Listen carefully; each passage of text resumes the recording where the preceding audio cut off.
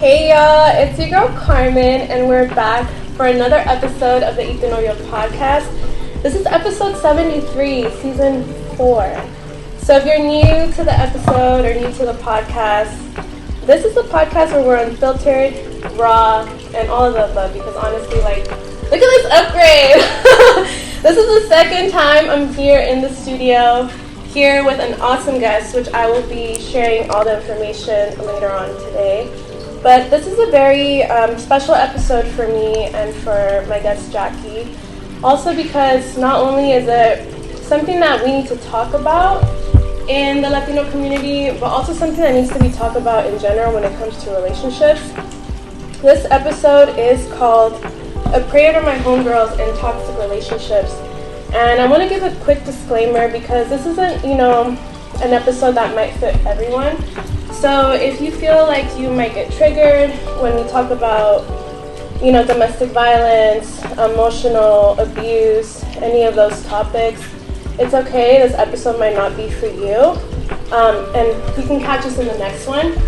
But I am very excited to have this episode because I think this conversation not only, ties my experience growing up, but also many others. And I think if you are watching or listening, it's meant for you to listen to this episode, and we are also going to be providing resources in the description of the episode, and you're not alone, so definitely, stay in there.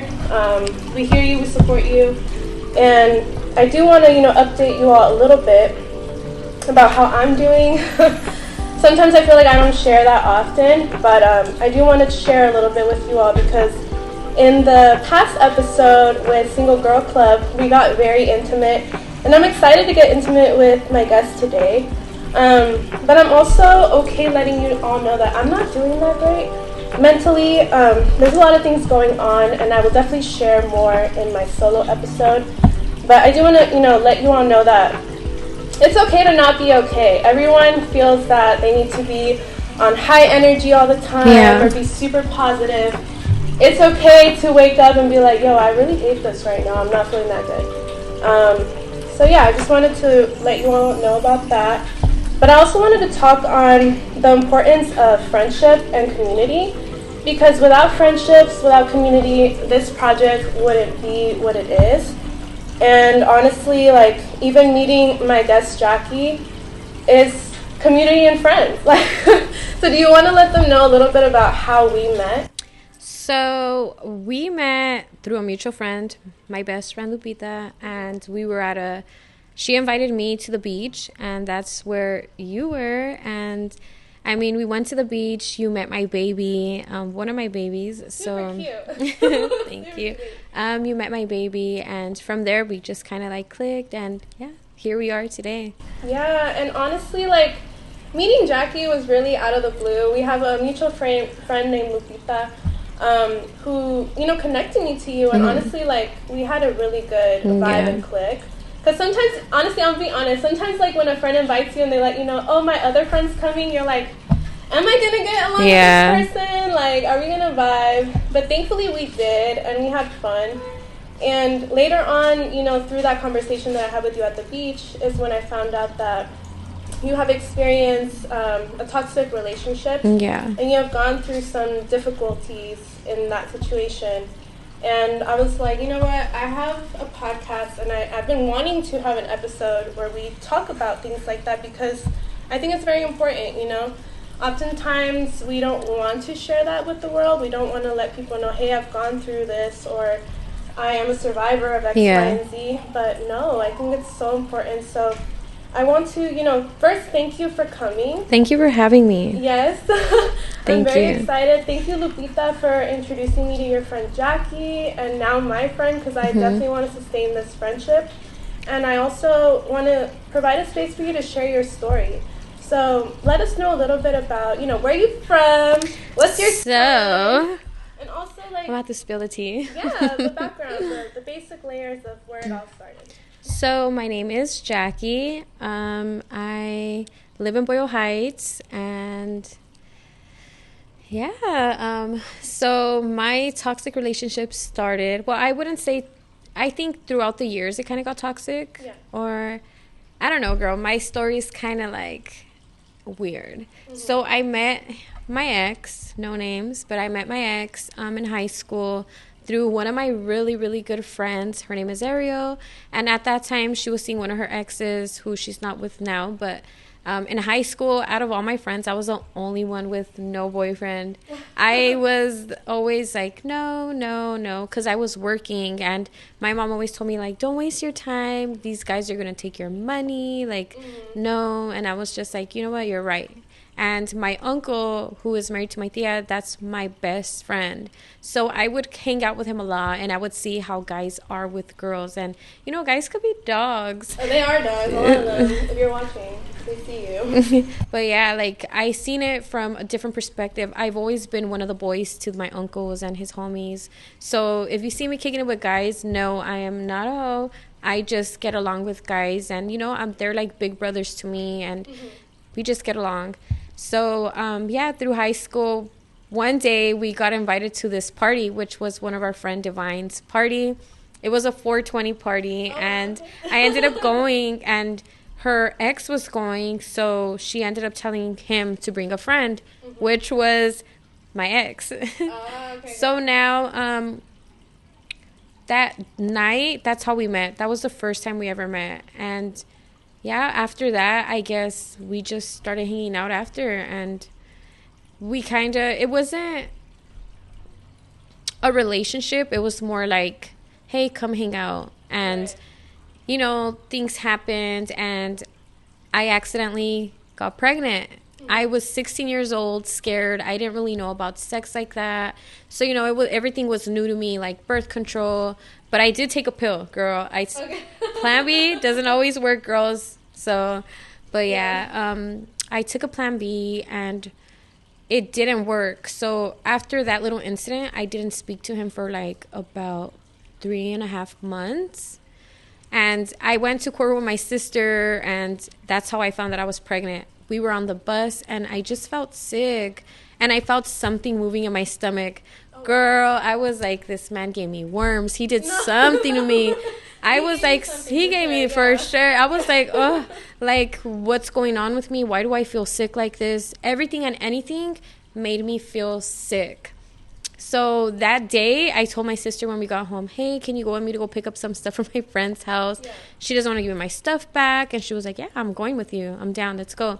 So we ended up going to the clinic, and that's where I found out I was pregnant. Did you see this relationship, like, happening that fast, or it was originally just something, you know, very casual? You're young. Like you mentioned, you know, you didn't know too much about sex education, all of that, and oftentimes, honestly, like, we don't get that education in the house. Yeah. I know my mom did not talk to me about sex. My mom didn't either. So, you know, if something were to happen, like, where do we get that education from? You know what I mean? So, but my sisters were very good with telling me, like, be safe. But I wasn't out there like that. Like, I was scared, girl. Like, I was scared. Sex to me when I was younger was scary. Like, so in high school, I was like, yeah, I'm having sex. But in all reality, I was just trying to blend in to be cool.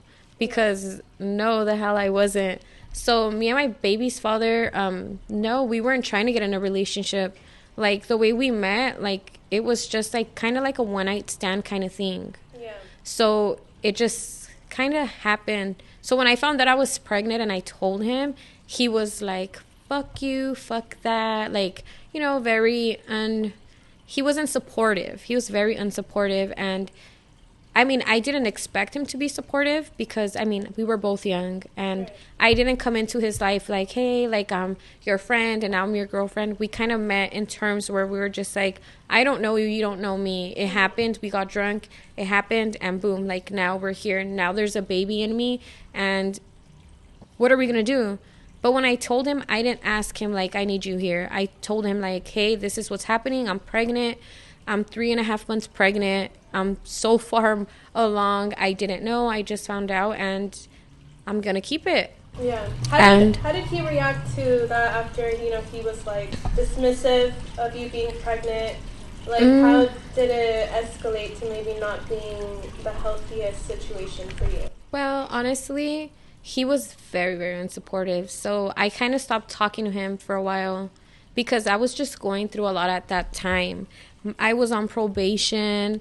My family was leaving to Washington State. And I couldn't go with them. So, you know, when you're pregnant, you're very, very, very emotional. And to me, that was a big part because growing up, I grew up with two parents, very Mexican, old-fashioned. And my parents raised me where I got to see my dad love my mom. And my dad bust his ass to raise us. And, you know, he did a hell of a job. But we were just kind of bad girls.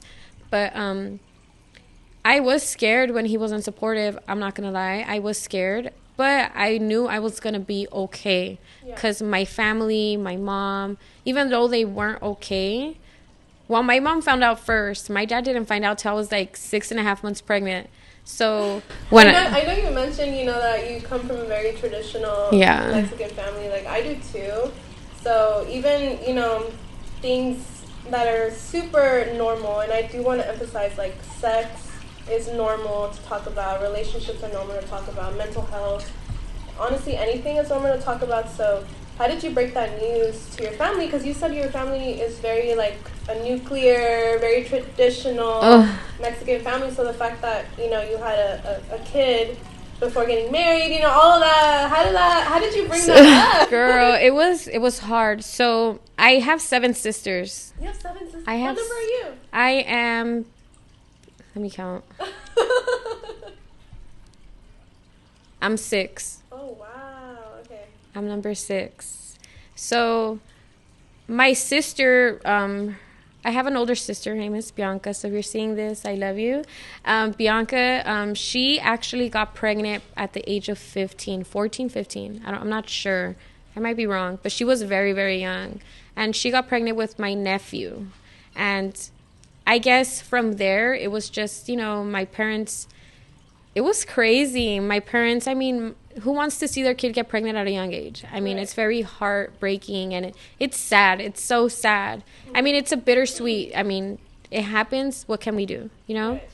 So I feel like we would kind of talk about it, but the relationship I had with my sisters, you know, they were in high school, older than me, so I didn't really get to, like, sit down and talk to them, like, hey, what's sex? Hey, like, how do I prevent this? It wasn't like that. I didn't really have a relationship with my sisters then like I do now. Like, now we are best friends. I have to talk to them every day, like, hey, how are you? Like, they are my everything. So back then, I was scared. Like, when my sister found out she was pregnant, my dad cut her off. Like, he was like, get your things and get out. What happened in your situation? So you were like, you know, I just had this happen. I let my sister know. Yeah. And now I'm sharing with my parents. And at that time, you were still living with your parents. Yeah. Okay. So I told my sister first, because while she went with me. And then I told my other sister, who I was very close to, still am, but I came home and I was like, hey, I need to tell you something. She looked at me, she was like, what? And I was just like, I was like, what are you about to tell me? Something. Yeah, and I just looked at her and I was like, this is serious and I need to tell you something. She's like, what happened? I was like, I'm pregnant. Girl, she looked at me and she wanted to whoop my behind. She was just like, are you kidding me? Like, what's wrong with you? But at that moment, I get where she's coming from. She was mad. She was angry. She was disappointed. I get it. She told me, she was like, you need to tell my mom right now or I am. So you had no choice. So I had no choice. I was just like, I don't know how I'm going to tell my mom. I don't know how I'm going to do this. So I went in the room. I looked at my mom. I was like scared. I was scared. I was like, I looked at her and I was like, Mom. And she looked at me and I was like, you know, I love you, right? And she was like, what do you want? What did you do? Whenever you tell Latino mom, I love you, te quiero. What did you do? I tell you, like, do you want money or what do you want? Yeah. What are you doing? You got in some kind of trouble. Yeah, literally. So she was like, who's going to call me? Like, what did you do? And I was just like, she was like prepared for the worst. Like, the police are going to come to my house. Like, what did you do? Because I was a troubled teen. Like, I would run away from home and, you know, the cops would bring me home like at 5 in the morning. So it was just like, what did you do? Right. So the topic was just like, it hit her like, whoa. So I just looked at her. I was like, I love you. You know that? And she was like, yeah. And she was like, why? And I was just like, I'm pregnant. Yeah. And she was just like, what the hell? how did this happen? And now I looked at her like, you know what happened, Mom? Right. Like, nobody tell you. How do you think I'm here? And so I just kind of like told her like, it just happened. And she was like, where's this guy? And I told her like, we are not together. I don't know him like that. We would hang out every day for a long time, but it was just like, you know, like a little hookup here and there. And I was mainly worried about cheerleading, going to school, working, and, you know, getting, yeah, I was scared. So, yeah, I ended up going to my first doctor's appointment because she was like, we need to figure out how far along you are. And I looked at her and I was like, Mom, I'm 3.5 months pregnant. We did the date from when I got my period to now. And she asked me, she was like, did you get your period though? But in high school, I was taking the Depo because I wanted to gain weight. Because I was so skinny. I was like 80 pounds. I'm at my biggest right now. So yeah, I ended up telling her I'm far along. And she was very supportive. And she was like, okay, it's going to be okay. Don't be scared. I'm going to help you. Your sisters are going to be here for you. Like, how are you going to tell this guy? Yeah. How did you tell him? Or, like, where does he fit in the equation? Did you still sustain a relationship with him? Or you were like, I'm going to have this kid by myself. I have the support of my family. Yeah. How did that happen? It was, like, exactly how you said it. So I kind of texted him, and I was like, hey, like, I'm not texting you to tell you that you need to be here. But I feel like in my heart, it's a good thing to tell you that I am pregnant. And I'm far along, so I'm going to keep it.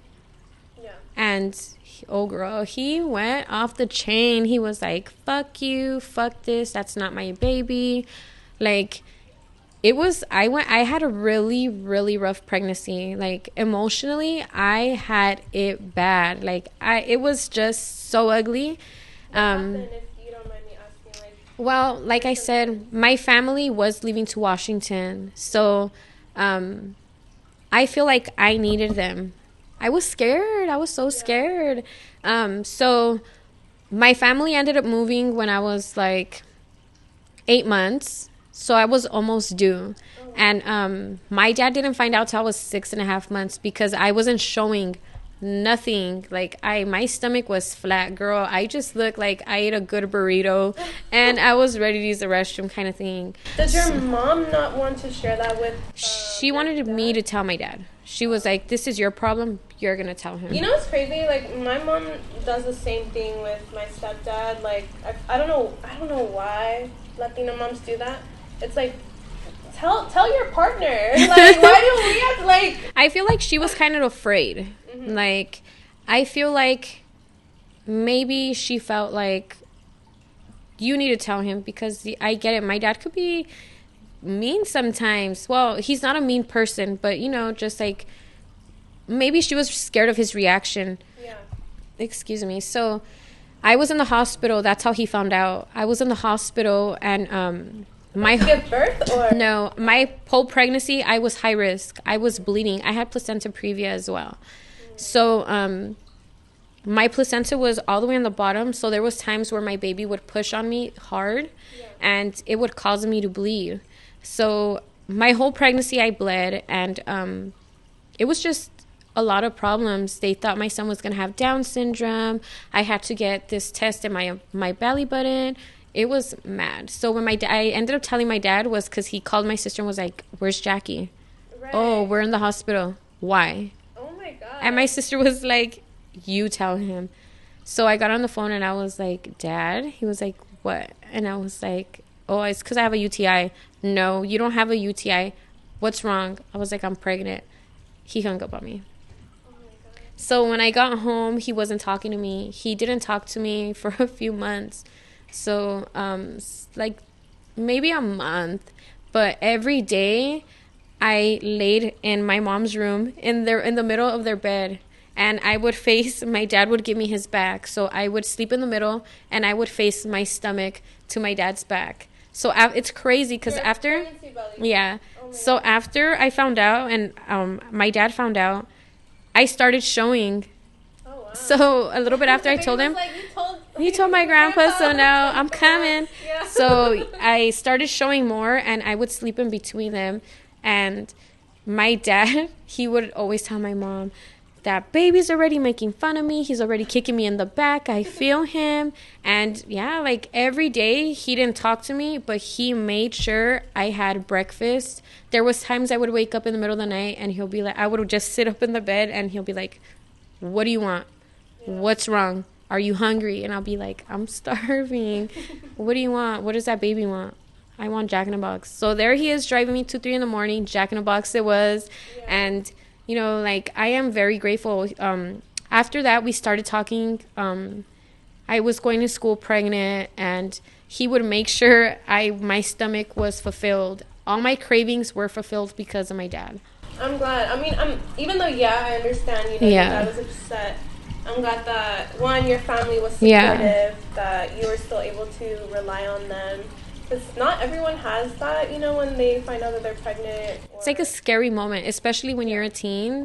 A baby having a baby is like scary. Mm-hmm. It's scary. During your pregnancy, did you go no contact with the father of your baby? Like, he was like a non-negotiating factor? You were like, I don't even want to talk to you? Or did you all get back together after the birth?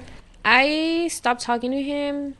So from when I found out I was pregnant, I stopped talking to him because it was just ugly. Like, he would just say a lot of mean comments. There was a time where one of my best friends, Nancy, she posted one of my ultrasound pictures, and his friends actually comment on that picture, take that picture down. That's not my friend's baby. Like, you're crazy. They said worser things, but, to make it, that was kind of hurtful to me because, like, how are you going to say mean things about this baby that can't defend themselves? Right. So to me, it was hurtful because how are you going to allow that? And the fact that is his child, you know what I mean? But he was very like, I don't know if that's my baby. Like, who are you? I don't know if you're being with other people. I get it. I understand. We're young. Yeah. But I grew up different. Like, I wasn't out there like that. How he was used to all these girls just leaving their house and going and, doing their thing with him. I wasn't like that. Like, I was a little crazy, but I wasn't like that. Like, but I stopped talking to him for like maybe 3 months. Mm-hmm. The only way I would reach him, it was, hey, I'm having a doctor's appointment. If you want to come. If you don't, well then, I can't force you to come. Right. He showed up to 2 appointments, an ultrasound and one of my doctor's appointments, which he ended up staying outside. So to me, it was kind of hurtful. I was like, why did you come? Like, for what? To stress me out?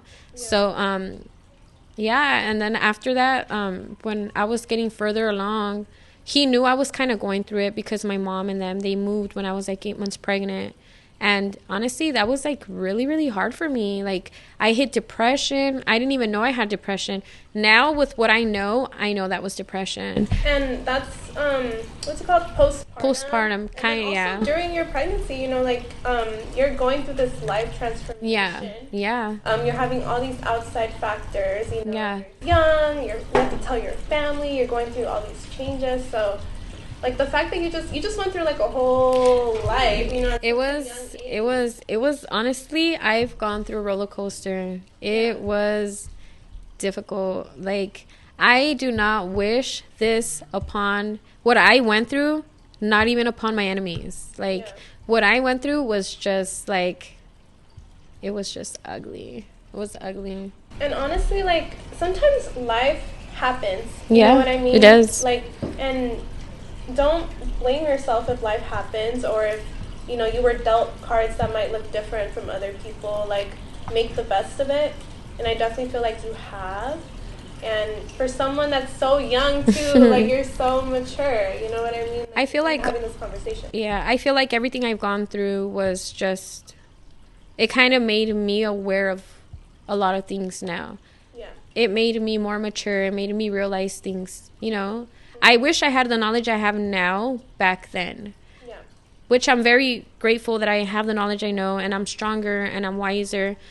But honestly, I know what I went through was hard, but I would not change it for the world.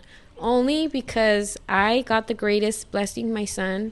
And now I have his siblings, but I feel like God puts the strongest ones through obstacles for a reason. Oh, definitely. And I feel like I was one of the chosen one, because there was times where I would question my faith and be like, damn, God, like, why again? Why me? Why am I going through this? Why is he treating me like this? Like, why me? Like, why don't I have the strength to just get up and leave? Like, why? You know, I would just question myself. And I feel like now, like, I'm just like, you know what? Like, if that's how you feel, that's how you feel, baby. I'm sorry you feel that way. Like, I will not second guess on leaving anymore. Because now, like, I feel like I'm only getting older. I'm not getting younger. So it's either we make it or we don't. Yeah. I do want to ask you, you know, like, so after becoming a new mom, navigating that, how do you approach love, relationships, sex? Because you do have kids. You know I what do. mean? So how do you factor all of that, you know, with pride, with grace? Because, you know, they are a part of you. Yeah. So you're not going to not include them. But also it's like, how do you stay true to yourself as a woman, and then also acknowledge the fact that you have a sexual side, you're fun, you're flirty, all of those. Honestly, it's kind of hard. Because I'm a homebody. I love to be home. Don't get me wrong. Like, when I come outside, I come outside. You literally came outside. I came outside. But when I go out with my friends, like, I'm just a whole different person. When I'm around my kids, I'm, you know, like, I don't talk about, like, sex. I don't, like, you know, I don't bring that outside life home. But it's hard. It's hard. Are you dating? Like, do you put yourself out there? What advice do you have for moms that are single moms? Single moms, honestly, the advice I have is, you know, stay strong and don't be hard on yourself, because I feel like we're very, very hard on ourselves a lot. And we don't take that time to just be like, hey, like, you're doing a good job, because being a mom is not easy. There's times where I just want to give up. And I get so overwhelmed, and I'm just like, you know, like, I just want to scream and shout. And I just, like, look at my babies, and I'm just like, you know what? Like, I can't give up. Like, you literally can't. I can't. Like, I have no option. So I just look at them, and I'm just like, you know what? Like, I can't. Like, this is not an option, and I got to keep going. So I just, you know, stay strong. You know, do something that you like to do. As for me, there's times where I do hit the gym. She hits the gym. I see her stories. You hit the gym. I hit the gym here and there. I need to be more consistent. I also started doing therapy. Yes, let's talk about that, because that's so important, especially one as a Latina, as someone who is a mom. I definitely advocate therapy for everybody. So was therapy something that you were super open to? Did someone put you on? I actually wasn't. I was very like, they don't need to know anything about me. I'm okay. I'm fine. But honestly, like, I thank God, because therapy has helped me a lot. Like, it's helped me so much. It's made me step out of my situation and look at it from a different perspective. Now I know how to handle things. Like, before, I would be like, if I felt disrespected, I would address it then and there. Not caring who was around, not caring, like, who's hearing. Now I'm like, you know what? There's a place and time for everything.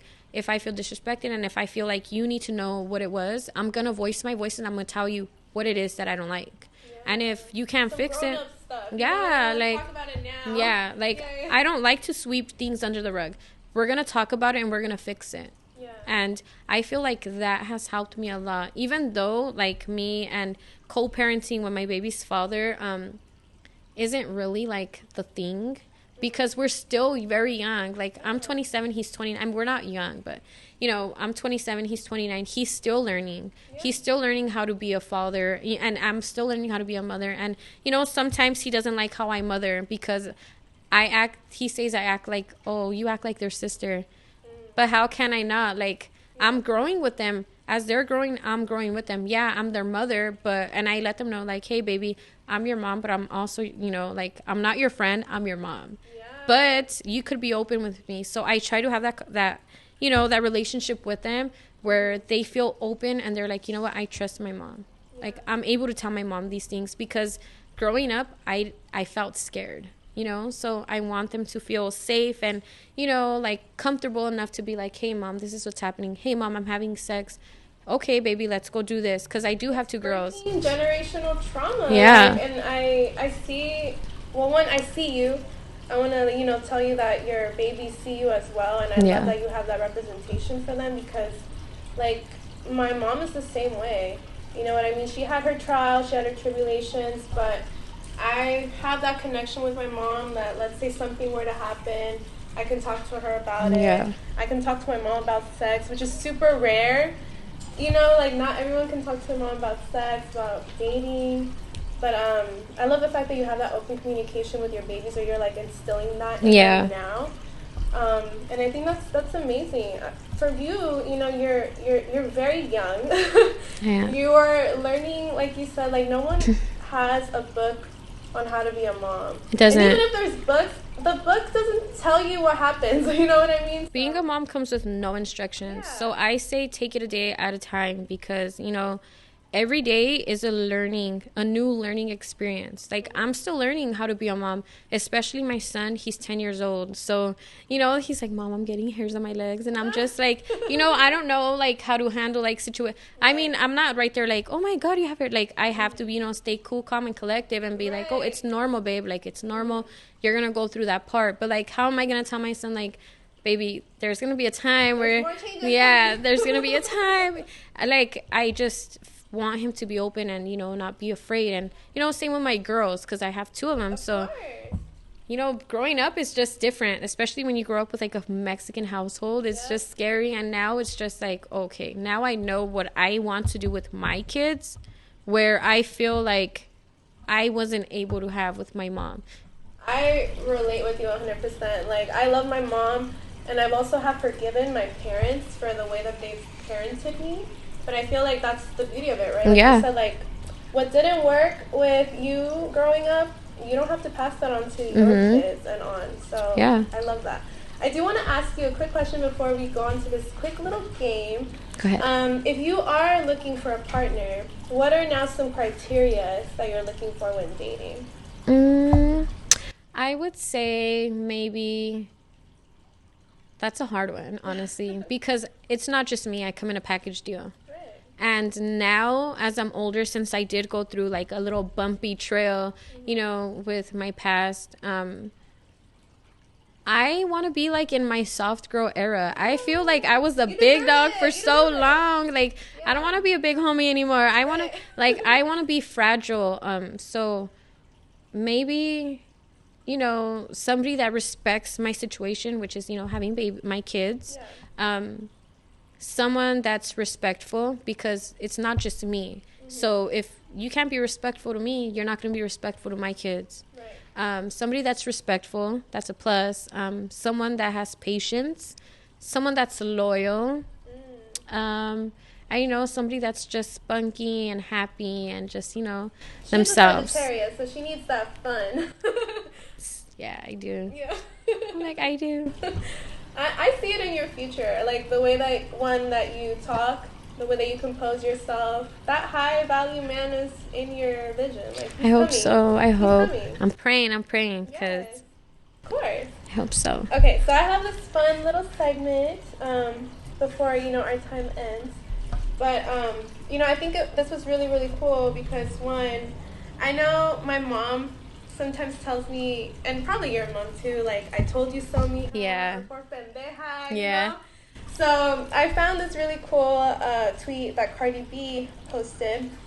And I wanted to pull it out, one, because I love Cardi. She's a Libra like me. But she says, you know what it never was? That serious. Have you ever found yourself making, you know, something super big when it really wasn't that serious? I have. And honestly, that betrays to my past, because there was times where a situation was handled differently. And when I sat back and I looked and I was just like, thought about it, I was just like, you know what? It wasn't that serious. Yeah. It wasn't that serious. Like, we could have handled the situation way different. Mm-hmm. And it couldn't have been like all of this drama. Like, it could have been way different. Because it wasn't that serious. Facts. Like, when you could just simply have a conversation about it and fix that little thing that's, you know, that's so wrong that we think at the moment. And yeah, like I feel like communication comes in with that a lot. Yeah, You have to have good communication skills. I agree, especially like not only relationships, because yes, we talk about relationships on this podcast, but I had mentioned in the beginning, like for me, friendships are really important too. And there are times where I even catch myself like, ooh, maybe I was being a little too crazy. I should probably step back. Or like, where is this anger coming from? You know what I mean? Because oftentimes we project. Yeah. So yeah, it's just a learning experience. But I definitely, want to thank you for coming on here, for sharing your story, because not only, like, you know, did you go through all this, like, your journey is your journey, and it's beautiful. You're here today. Thank you. And I'm super proud for you to come out, because I know you were a little nervous. I was so nervous. You have no idea. I was second guessing myself, like, only because, you know, as a woman, as me, you know, going through all that trauma, I did, like, for a while, I've been feeling, like, so insecure, but I'm finding myself. Yes. I'm learning to love myself every day. So, you know, having insecurities has been a thing for me, but sometimes you just got to step out of your comfort zone and feel uncomfortable to kind of move up and be in different places. You get me? Just grow as a person. So I'm here and I'm growing and I'm glowing just like you. So she is glowing. We're here. And I think this episode is so important because sometimes, you know, we focus on a lot of the traumas and a lot of the bad experiences, and we don't showcase all of the beauty that comes after it. Like, you are so poised, so happy. Her babies are so cute. Thank you. So yeah, I'm glad I'm able to provide the space for you to be in all that you are. Thank you. And I'm really, really happy. And if you want to let the people know where to find you on Insta, because, you know, she's single. Where can we find you? So I am single, but I don't kiss and tell. So stay tuned, guys, because maybe. I don't know. So my Instagram is _AkiJay, AKIEEJAY. And also for my Snapchat is the same. So hit me up. Yes, hit her up. And afterward, I need to know the tea, okay? Oh, girl. A little bit, so I need to know. I have to update you. Yes. Thank you so much for being a guest. And for those of you watching, I do have some resources in the description of the video. But also, you know, this is an episode that I hope that you see some joy and, you know, light at the end of the tunnel. Yeah. If you are going through a toxic situation. Yeah. We send our prayers, we send our acknowledgement. You are seen and you are not alone. Stay strong and be patient with yourself, because patience is virtue. And, you know, going through a situation like that, we can't always be hard on ourselves. So, you know, if you have to second guess or double question yourself in that position, maybe that isn't for you and it's time to walk away. Period. And with that, you can like, comment, and subscribe. Follow us on Instagram. Connect with the Novio podcast community. And we will see you in the next episode. Stay tuned. Bye.